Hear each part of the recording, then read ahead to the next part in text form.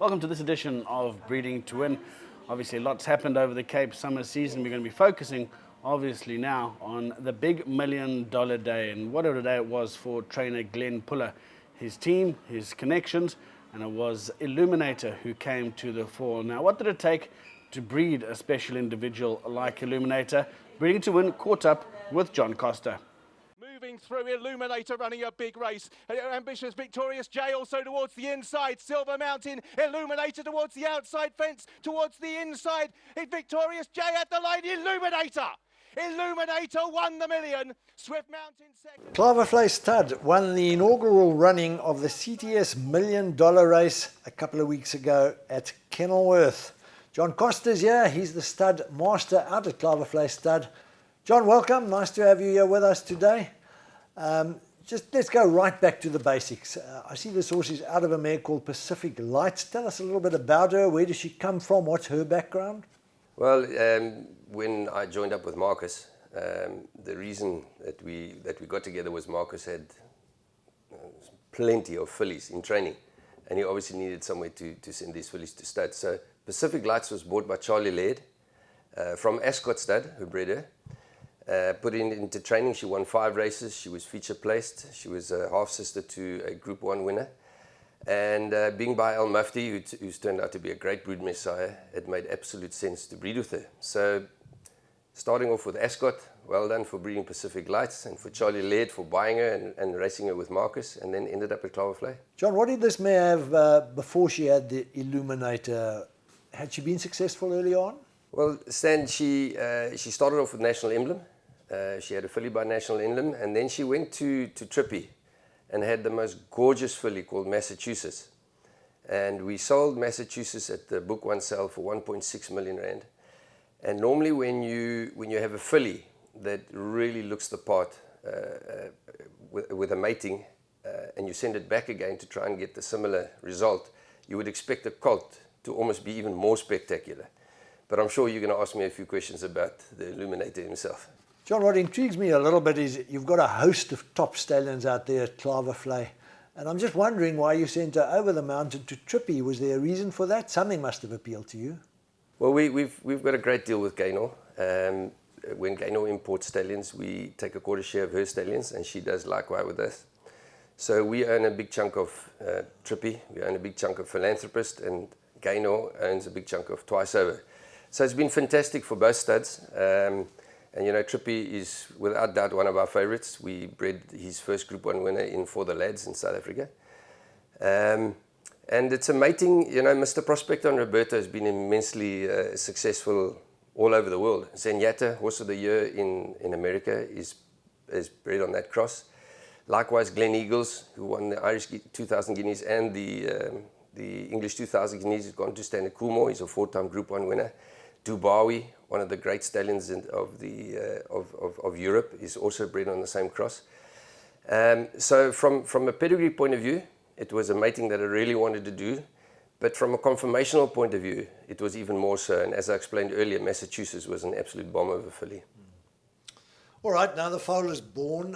Were you impressed straight away? Do you remember what he looked like? I remember very well. I was not impressed. You know, I wouldn't say I was disappointed. But after his sister, as I said before, you would expect a colt, you know, to be maybe have a bit more substance, maybe a bit bigger in size. But he was a very neat horse, in tremendous quality, beautiful big eye. But he was a horse that was on the leg and more scopy, not a forward type, and that's why he didn't go to Book One. But a very, very racy horse. The big thing about this horse was his temperament. He was impossible as a young horse. And we've got a great guy at home called Punky's Boys. And all the difficult yearlings we give to Punky's. And I was actually having a chat to Punky's this morning and asking him about the horse. Because as soon as we got to the cells, the very first day, he was climbing up and down the walls. He was biting Punky's. He was just impossible. But Punky says he used to have good days and bad days. He was just one of those kind of horses. And the good thing about him is that the longer the sale went on, the better he got. So as soon as he had to start working and he was walking more and more was expected of him, he actually got better and better. And I had a chat to Charlie Laird because you know, everybody had an opportunity to buy this horse. I mean, he was seen by everybody who was at the sale.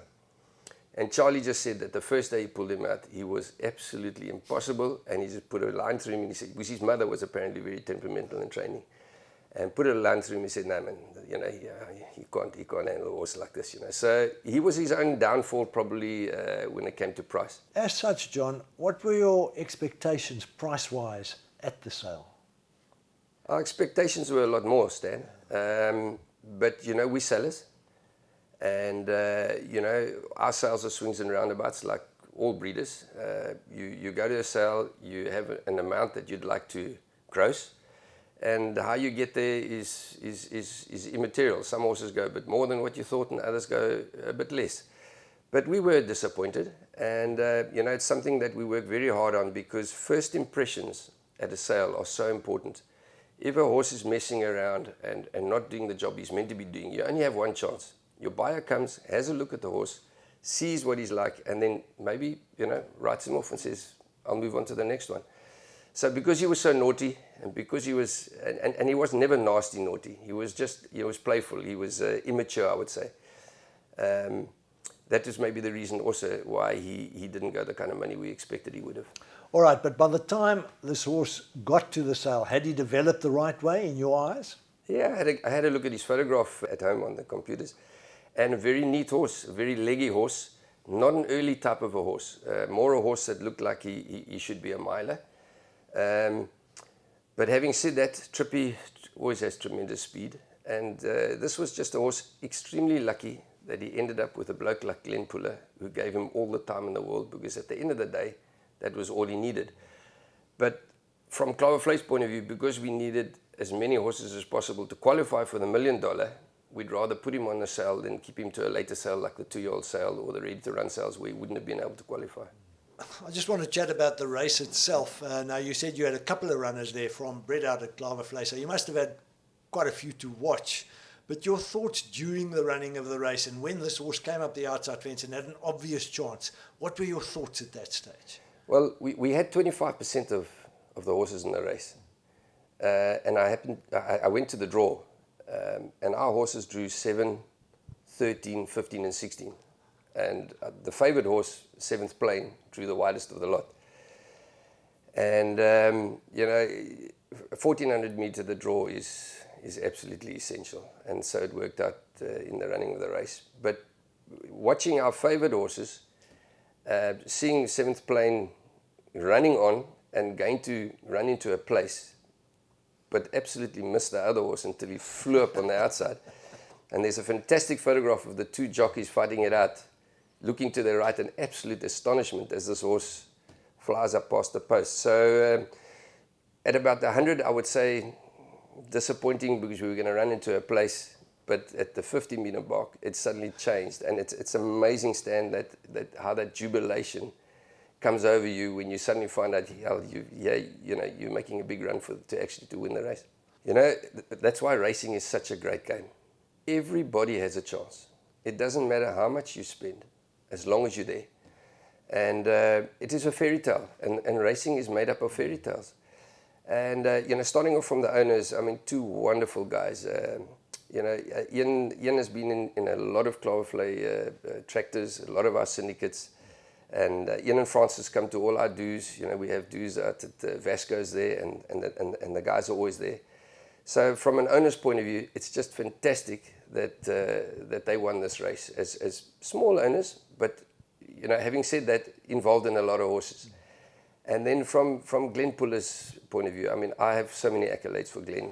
How he handled this horse was amazing, and he didn't have a lot of time. You know, the horse had only run 5 times when he went into the race. And then, of course, the young jockey, I mean, that is just got to be something special. I mean, bad luck to Waishong, but this is how fairy tales are made, and I'm sure, you know, his life will be made from this, you know. So, all in all, I think it was a fantastic result. I think the public saw it as a great result because it was a fairy tale story. John, Klavervlei breeds so many graded racehorses, top race winners. Now, this $1 million race is not a graded race, so where does it fit in from the breeder's perspective or the stud book perspective? Where does it fit in your eyes? Stan, it's a great question because it's mixed feelings and mixed emotions. You know, our aim is to breed the best possible horses we can, and as a racing purist, that is Group 1.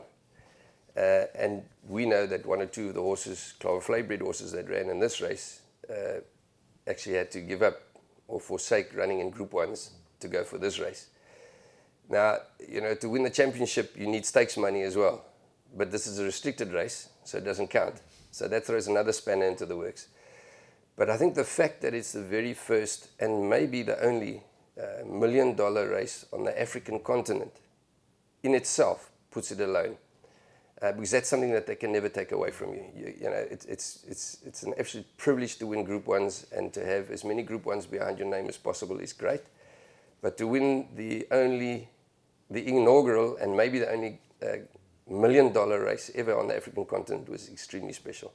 John, just finally, do you find yourself adjusting your matings to breed horses specifically for the $1 million, or is that not the case? I wouldn't say because of this race. You know, breeding a sprinter miler is right down our alley because we have stallions like Captain L who breed exactly that type of horse. And of course, Trippy can do the same. They can sprint, they can do a mile, and they can even do 2,000 meters. So I wouldn't say you're breeding specifically for the $1 million, but we try to breed a certain percentage of horses that would be sprinter milers, because that's basically what the owners want. They want a reasonably quick return. But then we also have stallions as well, like Twice Over, JPEG, that will breed the type of horse that can go for the derbies, which are just as important to us. I take it the celebrations in the Clava Vlei box were good that night? No, it was fantastic, Stan. And, you know, the great thing about the $1 million is it attracted people from overseas because it was $1 million. And I kid you not, that is the absolute truth. Mike McMahon and Jamie Hill came across from America. As they said, they wanted to be part of $1 million. $1 million is the real deal. And we saw at the CTS sale, particularly, I can speak from Clava Vlei's point of view, 22% of our turnover was from international spend. And that's huge, and that's great. And despite the protocols, which I know we've got a team that are working very hard on, a lot of international people were prepared to come to South Africa, and I can put it down to two things. CTS and the way they run their sales, and the way they entice the guys to come here, and the $1 million race.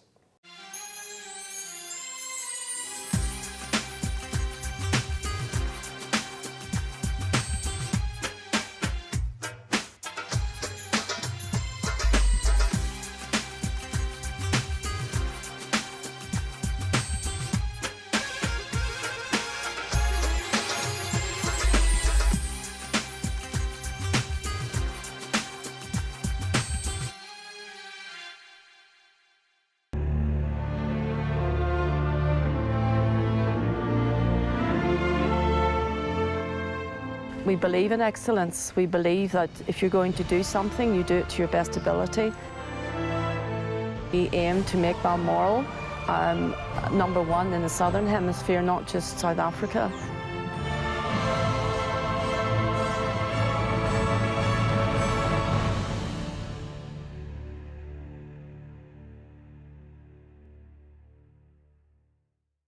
Well, Eliminator certainly set the world on fire. So too did Hevlin van der Hoeven, the apprentice who picked up the ride in the morning. Well, John Freeman, that's part 2 of the show. He's got obviously his stallion portfolio. Let's catch up with Twice Over. Now, this is a stallion that was freshman sire out at the CTS yearling sale, and he sold particularly well. His one yearling fetched R1 million, and there are going to be a few more coming up at the big sale, the Empress Palace yearling sale, come April. Let's catch up with the portfolio of Twice Over.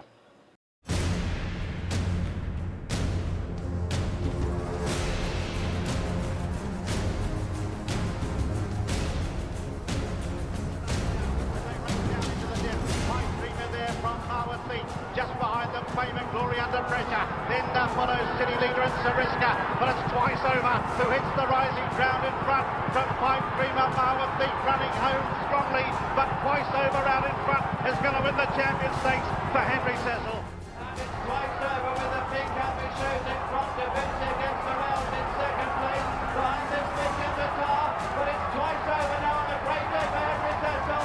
It's Twice Over going to be the 11th duel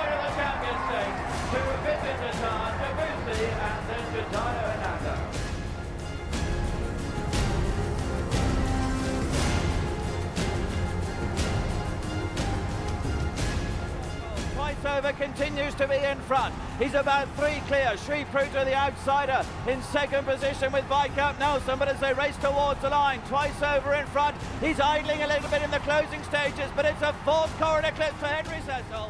Twice Over on the near side is bearing down on her. Twice Over at midday. The Abdullah Fair dive for the line together. And Twice Over jump on international for Sir Henry Cecil and Ian Morgan in the colours of Khalid Abdullah. I'm really, really delighted he's got a good stallion job, because if a horse ever deserved it, it's him. And I think you'll be getting progeny that are very genuine, and certainly would give you, if they're anything like him, they'll be giving you 110%.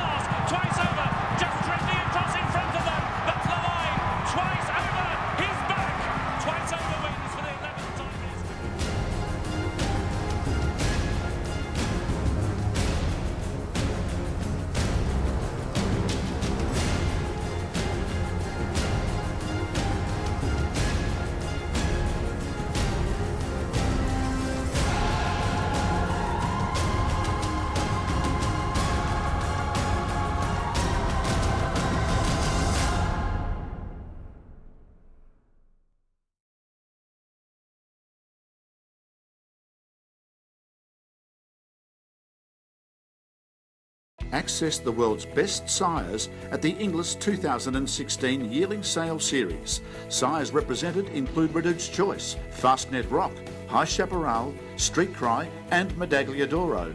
Join the most elite judges of the thoroughbred world at Inglis in 2016 as they select their next champion of the track. For more information, visit inglis.com.au.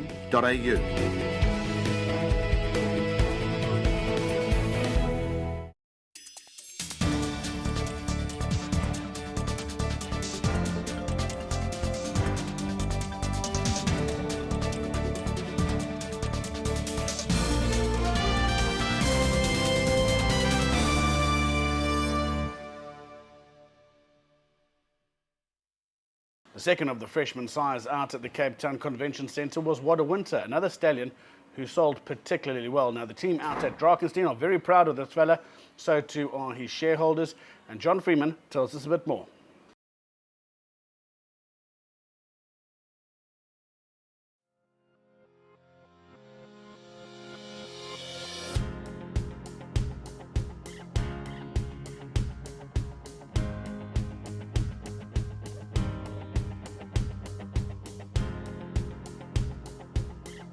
What a Winter was a unique racehorse blessed with precocity, speed and a brilliant temperament. The lightning-fast sprinting son of Western Winter won 15 races, including 4 Grade 1s, the Computerform Sprint, the Cape Flying Championship twice, and the Mercury Sprint. In short, he was a world-class sprinter. What a Winter is flying down the inside, and What a Winter has won the Computerform Sprint. What a Winter, what a sprinter.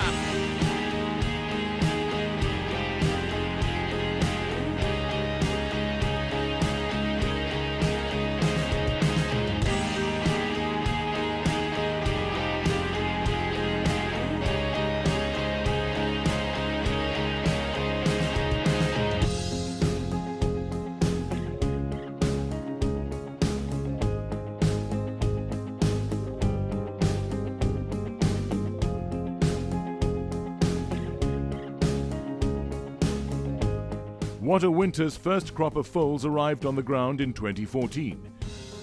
His foals are balanced with plenty of size and scope, and he has been extremely well supported by breeders in both of his first 2 seasons.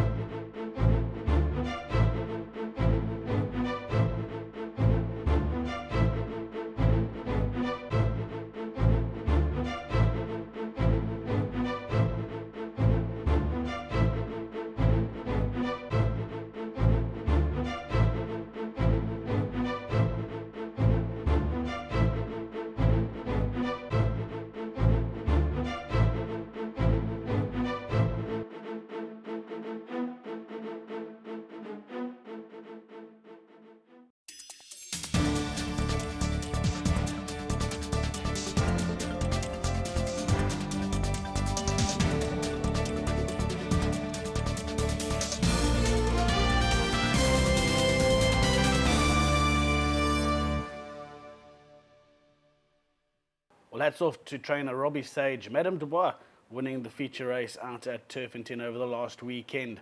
Now, she's obviously a daughter of Count Dubois, resident stallion at Clavervlei. Let's catch up with his recent portfolio.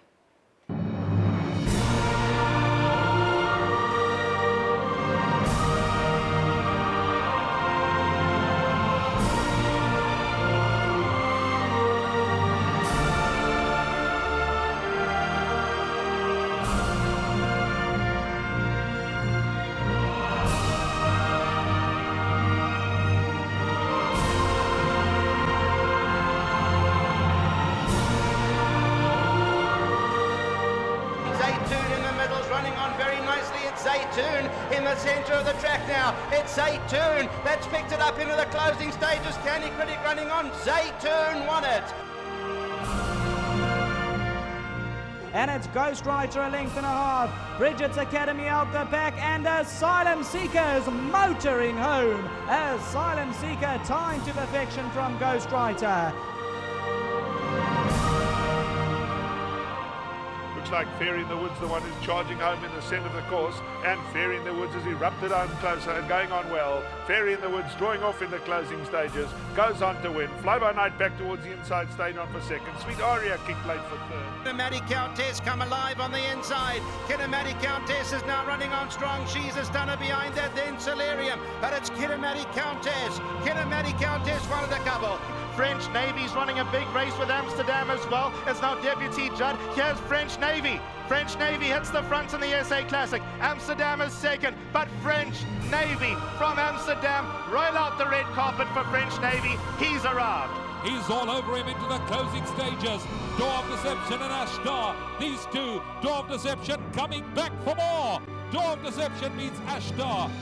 Warpath and Cuvée Brute, but Cuvée Brute's coming on strongly. Cuvée Brute won it.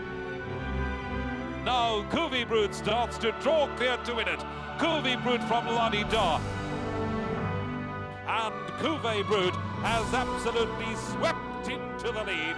Cuvée Brute hands and heels wins it, flying any second.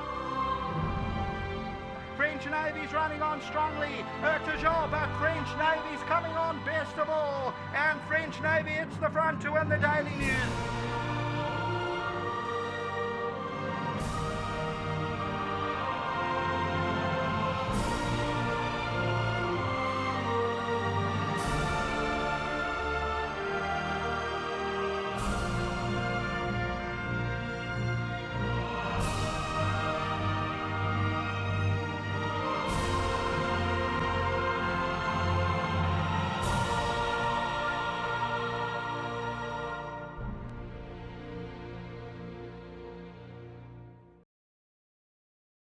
Well, that's it from this edition of Breeding to Win. We'll be back a little bit later on in February, and we'll be catching up with all the details pertaining to the March yearling sale that's held out at Durbanville.